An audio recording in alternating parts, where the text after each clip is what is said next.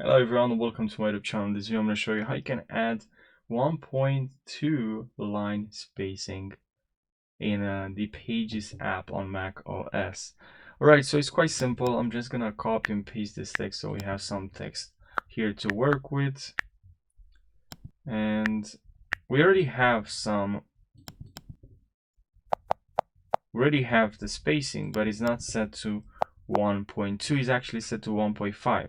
So let's click on format here. I'm going to select the text. You can also press Command plus A to select your text. I'm going to go to format, and here in spacing we can select 1.2. Okay, so perfect. And 1.2. Okay, we add it again. 1, 2,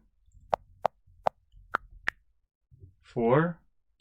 Select is 1.5, set to 1.2. Alright, from here, I hope you found this short video helpful. Subscribe for more tutorials, and I'll see you in the next video. Take care.